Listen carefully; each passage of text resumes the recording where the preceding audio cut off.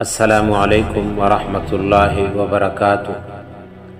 میرے عزیز بھائیوں اور بہنوں، کبھی ہم نے سوچا ہے کہ دنیا کے وہ عظیم ترین انسان جن کا ہر لمحہ اللہ کی عبادت میں گزرا، جن کے سینے میں وحی اتری، جن کے اخلاق کی تعریف خود اللہ رب العزت نے کی، جب وہ دنیا سے رخصت ہو رہے تھے تو ان کے لبوں پر کون تھا؟ کیا وہ اپنی ذات کو یاد کر رہے تھے؟ نہیں، نبی کریم محمد مصطفیٰ صلی اللہ علیہ وآلہ وسلم کی زبان پر امتی امتی کے الفاظ تھے۔ حضرت عائشہ رضی اللہ تعالی عنہا فرماتی ہیں کہ رسول اللہ صلی اللہ علیہ وآلہ وسلم کی بیماری شدت اختیار کر گئی تھی۔ آپ کے چہرہ مبارک پر پسینہ موت کی تکلیف کی گواہی دے رہا تھا، لیکن ایسے وقت میں بھی آپ صلی اللہ علیہ وسلم کی زبان پر تھا امتی امتی، یعنی میری امت میری امت۔ کتنی عجیب بات ہے کہ ہم امت والے جو نافرمان ہیں، غافل ہیں، دنیا میں مگن ہیں، مگر ہمارے محبوب نبی صلی اللہ علیہ وآلہ وسلم نے ہمیں اپنے دل سے کبھی دور نہ کیا۔ اللہ رب العزت قرآن میں فرماتا ہے، لقد جاءکم رسول من انفسکم عزیز علیہ ما عنتم حریص علیکم بالمؤمنین رؤوف الرحیم۔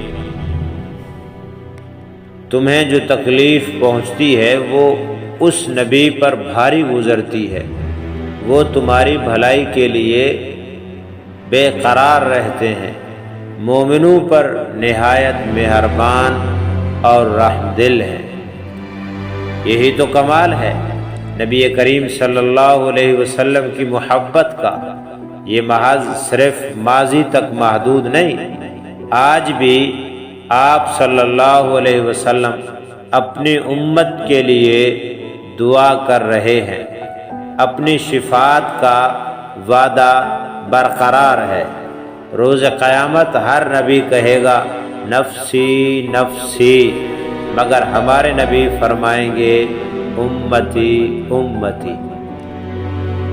جب نبی کریم صلی اللہ علیہ وسلم کی آنکھیں بند ہو رہی تھیں، جب دنیا سے جانے کا وقت قریب تھا، تو انہیں اپنی بیوی، بیٹی یا صحابہ یاد نہیں آئے، بلکہ وہ ہم جیسے گناہگاروں کو یاد کرتے رہے۔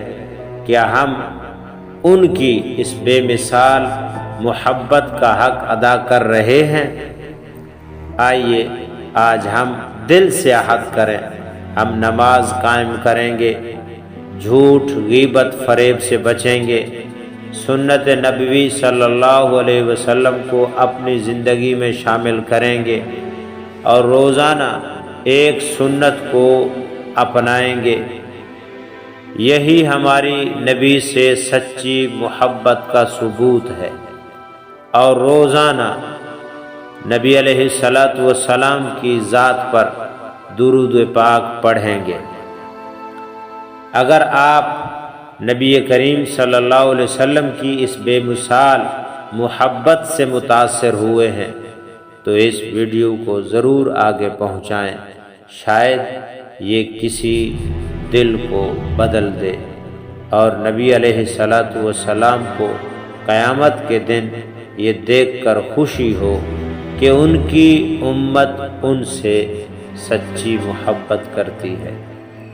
ہدایت کی کرنیں، دلوں میں روشنی، روحوں میں تبدیلی کا سفر۔